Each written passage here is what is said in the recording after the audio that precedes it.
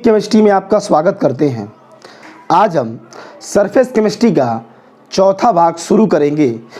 पिछले लेक्चर में हम आप लोगों को कार्यविधि के आधार पर उत्प्रेरकों का वर्गीकरण पढ़ा चुके हैं और आज हम उसके आगे का भाग पढ़ाएंगे। हमारा हेडिंग है पहला, उत्प्रेरक की विशेषताएं। किसी रासायनिक अभिक्रिया में उत्प्रेरक की क्या क्या योगदान या क्या क्या विशेषताएं होती हैं, इसे हम समझेंगे।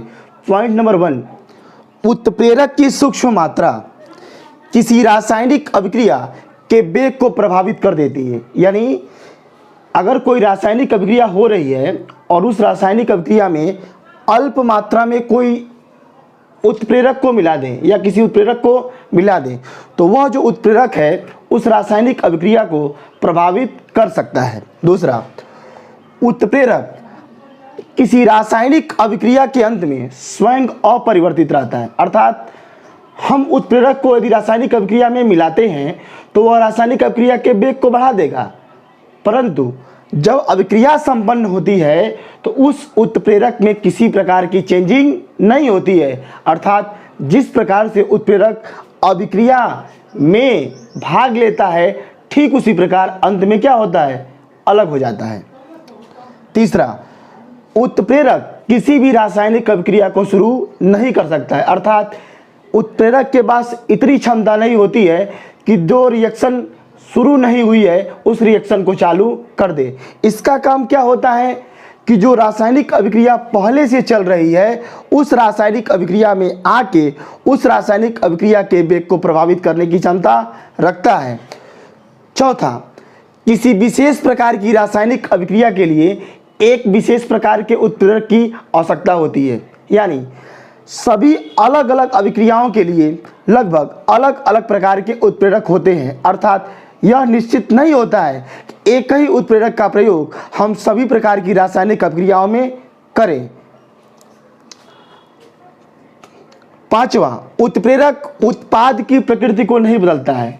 यदि किसी रासायनिक अभिक्रिया में उत्प्रेरक को मिला देते हैं तो जो वह उत्प्रेरक होगा प्रोडक्ट बनाएगा, लेकिन उस प्रोडक्ट के अंदर किसी उत्प्रेरक का प्रभाव नहीं होता है। अर्थात उसकी प्रकृति को, उत्पाद की प्रकृति को बदल नहीं सकता है।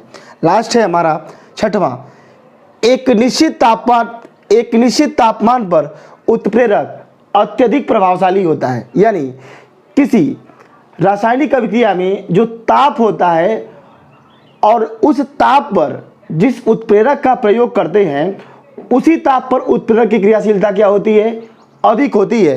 यानी जिस ताप पर उत्प्रेरक अत्यधिक मात्रा में प्रभावशाली होता है उसी ताप को हम अनुकूलन ताप कहते हैं। अर्थात जिस ताप पर कोई उत्प्रेरक अत्यधिक प्रभावशाली होगा उसी ताप को हम क्या बोलेंगे, अनुकूलन ताप कहते हैं। अगला टॉपिक हमारा है उत्प्रेरक वर्धक। उत्प्रेरक वर्धक क्या है? उत्प्रेरक को वर्धक मतलब प्रमोटर, यानी प्रमोट करना। किसको प्रमोट करेगा ये? उत्प्रेरक को। तो इसकी परिभाषा क्या होगी कि वह रासायनिक पदार्थ जो किसी उत्प्रेरक की क्रियाशीलता को बढ़ा देता है उसे हम क्या बोलते हैं, उत्प्रेरक वर्धक कहते हैं। यानी हैबरविल से अमोनिया के निर्माण में आयरन उत्प्रेरक लिया जाता है और इसी अभिक्रिया में मोलिब्डेनम यानी MO उत्प्रेरक वर्धक का कार्य करता है। अर्थात जो MO है, मोलिब्डेनम है, यह आयरन की क्रियाशीलता को बढ़ा देता है और जब आयरन की क्रियाशीलता को बढ़ा देगा तो आयरन अत्यधिक मात्रा में एक्टिवेट हो जाता है, यानी इसकी क्रियाशीलता बढ़ जाती है और यह अभिक्रिया की गति को तेज कर देता है। दूसरा एग्जाम्पल, मेथिल एल्कोहल के निर्माण में हम वाटर गैस लेते हैं। वाटर गैस क्या होता है? कार्बन मोनोऑक्साइड और हाइड्रोजन के मिश्रण को हम क्या बोलते हैं, वाटर गैस या जल गैस के नाम से जानते हैं। तो मेथिल एल्कोहल के निर्माण में हम क्रोमियम ऑक्साइड नामक उत्प्रेरक वर्धक लेते हैं जो इस अभिक्रिया में उपस्थित ZNO और CuO उत्प्रेरकों की क्रियाशीलता को बढ़ा देता है जिससे वाटर गैस हाइड्रोजन के साथ अभिक्रिया करके आसानी पूर्वक मेथिल एल्कोहल का निर्माण कर देती है। अगला टॉपिक है हमारा उत्प्रेरक विष। उत्प्रेरक विष क्या है कि उत्प्रेरक की शक्ति को कम कर देगा, यानी वह रासायनिक पदार्थ जो किसी उत्प्रेरक की उत्प्रेरणा शक्ति को कम कर देता है, यानी वह रासायनिक पदार्थ जो किसी उत्प्रेरक की क्रियाशीलता को कम कर देता है अर्थात घटा देता है, उसे हम क्या बोलते हैं? उत्प्रेरक विष कहते हैं। जैसे हाइबर विष से अमोनिया के निर्माण में यदि हाइड्रोजन सल्फाइड को मिला देंगे तो हाइड्रोजन सल्फाइड आयरन उत्प्रेरक की क्रियाशीलता को कम कर देता है, कम मतलब घटा देता है। तो यहाँ पर हाइड्रोजन सल्फाइड उत्प्रेरक विष के रूप में कार्य करता है, जिससे अभिक्रिया की जो गति होती है वह मंद हो जाती है। ठीक इसी तरह संपर्क विधि में सल्फ्यूरिक अम्ल बनाते हैं तो आर्सेनियम जो ऑक्साइड लेते हैं, यह एक उत्प्रेरक विष का कार्य करता है जो प्लेटिनम उत्प्रेरक की क्रियाशीलता को कम कर देता है। अगला टॉपिक है हमारा उत्प्रेरक नियंत्रण या संदमक। यह क्या होता है कि वे रासायनिक पदार्थ जो अभिक्रिया की दर को मंद कर देता है, यानी वह रासायनिक पदार्थ जो किसी अभिक्रिया की दर को गति को मंद कर देता है, उसे हम उत्प्रेरक नियंत्रक या उसे संदमक कहते हैं। जैसे हाइड्रोजन पेरोक्साइड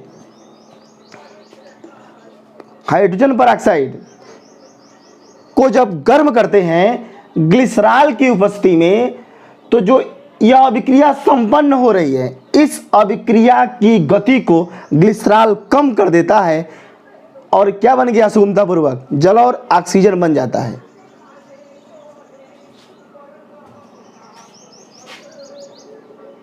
अब हमारा अगला टॉपिक है चयनात्मक या वर्णात्मक। इसे हम सामान्य भाषा में चयनात्मकता या वर्णात्मकता कहते हैं। चयनात्मकता होता क्या है? प्रत्येक उत्प्रेरक का विशिष्ट कार्य होता है, अर्थात विभिन्न अभिक्रियाओं में भिन्न भिन्न प्रकार के उत्प्रेरकों की आवश्यकता होती है, या विभिन्न अभिक्रियाओं में भिन्न भिन्न उत्प्रेरक कार्य करते हैं। जैसे यह जो अभिक्रिया हो रही है, इसमें जो अभिकारक है वह समान है। यह जो अभिक्रिया हो रही है इसमें अभिकारक समान है, और अभिकारक कौन है? कार्बन मोनोऑक्साइड और हाइड्रोजन। परंतु इस तीनों अभिक्रियाओं में उपस्थित उत्प्रेरक अलग अलग हैं, अर्थात अलग अलग उत्प्रेरकों की उपस्थिति में अभिकारक परस्पर अभिक्रिया करके अलग अलग प्रोडक्ट यानी उत्पाद का निर्माण करते हैं। ठीक इसी प्रकार यह जो फार्मिक अम्ल है, यह कॉपर की उपस्थिति में अपघटित होकर के कार्बन डाइऑक्साइड और हाइड्रोजन गैस बनाता है, परंतु यही फार्मिक अम्ल एल्यूमिना L2O3 की उपस्थिति में अपघटित होकर के जल एवं कार्बन मोनोऑक्साइड का निर्माण करता है, और एथिल एल्कोहल एल्यूमिना की उपस्थिति में अभिक्रिया करके एथीन अर्थात एथिलीन बनाता है। क्लियर है?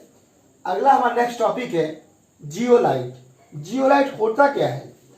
जियोलाइट एक कॉम्प्लेक्स यौगिक होता है, अर्थात यह धातुओं के एल्यूमिनो सिलिकेटों को जियोलाइट कहते हैं। अर्थात इसका जो निर्माण होता है यह एल्यूमिनो के सिलिकेटों का, यानी एल्यूमिनियम और सिलिकॉन का यह मिक्स होता है, जिसे हम क्या बोलते हैं?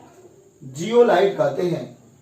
इसका सामान्य सूत्र MX ब्रैकेट में NL2O2 ब्रैकेट क्लोज, फिर SiO2 फिर Y और MH2, जहां जो कैपिटल M है यहां पर यह धातु आयनों को इंडिकेट करता है, जैसे sodium ion, potassium ion, copper ion. और जो स्मॉल n होता है उस धातु आयनों पर आवेश, कितना आवेश है जो धातु आयन मौजूद है, और जो स्मॉल m है वह क्रिस्टलीकरण में जल के अणु को बताता है। अब हमारा अगला टॉपिक है एंजाइम उत्प्रेरण। एंजाइम उत्प्रेरण पृष्ठ रसायन का बहुत ही महत्वपूर्ण पॉइंट है। एंजाइम उत्प्रेरण किसे कहते हैं? एंजाइम एक जटिल नाइट्रोजन युक्त कार्बनिक यौगिक होता है जो जीवित पौधे एवं जंतुओं द्वारा प्राप्त किया जाता है। यानी जो जीवित पेड़ पौधे होते हैं और जीव जंतु होते हैं उन्हीं से एंजाइम को प्राप्त करते हैं। और ये जो एंजाइम होते हैं यह उच्च अणु भार वाला प्रोटीन अणु होता है जो जल के साथ मिलकर कोलाइडी विलयन बनाने की क्षमता रखता है या जल के साथ मिलकर कोलाइडी विलयन बनाता है। यह मुख्य रूप से जैव रासायनिक अभिक्रियाओं को उत्प्रेरित करता है। जैव रासायनिक अभिक्रिया का मतलब होता है कि जीवधारियों के अंदर जो क्रियाएं होती हैं उस क्रियाओं को उत्प्रेरित करने के लिए इस एंजाइम की जरूरत होती है या आवश्यकता होती है। ठीक, अतः इसे जीव उत्प्रेरक कहते हैं क्योंकि यह जीव के शरीर के अंदर क्या कर रहा है? उत्प्रेरक के रूप में कार्य करता है, अतः इसे जीव उत्प्रेरक भी कहा जाता है। और इस परिघटना को हम जैव उत्प्रेरक भी कहते हैं। जैसे ग्लूकोज का एथिल एल्कोहल में परिवर्तित, यानी ग्लूकोज एथिल एल्कोहल के रूप में कैसे परिवर्तित होता है, यानी ग्लूकोज जो है वह जाइमेस नामक एंजाइम की उपस्थिति में, कौन सा एंजाइम है? जाइमेस नामक एंजाइम की उपस्थिति में ग्लूकोज एथिल एल्कोहल में परिवर्तित हो जाता है। दूसरा, माल्टोज का ग्लूकोज में परिवर्तन। यह जो माल्टोज है जब इसका हम जल अपघटन कराते हैं किसकी उपस्थिति में? माल्टेज नामक, कौन सी एंजाइम है? यह माल्टेज नामक एंजाइम होती है। इसकी उपस्थिति में जब माल्टोज का जल अपघटन कराते हैं तो ग्लूकोज प्राप्त होता है। ठीक इसी प्रकार तीसरा, यूरिया का अमोनिया एवं कार्बन डाइऑक्साइड में परिवर्तन। यानी जब यूरिया का यूरिएज एंजाइम की उपस्थिति में, कौन सी एंजाइम है? Enzyme urease. जब यूरिया का यूरिएज नामक एंजाइम की उपस्थिति में अभिक्रिया कराते हैं तो अमोनिया एवं कार्बन डाइऑक्साइड गैस प्राप्त होता है। ठीक इसी प्रकार बसा या तेल का ग्लिसरॉल में परिवर्तन, कि बसा या तेल किस एंजाइम की उपस्थिति में ग्लिसरॉल में परिवर्तित होते हैं। इसका एग्जांपल तेल या बसा लेंगे और इसको लाइपेज एंजाइम की उपस्थिति में जैसे ही अभिक्रिया कराते हैं तो यह तेल या जो बसा होता है ग्लिसरॉल में परिवर्तित हो जाता है। Thank you.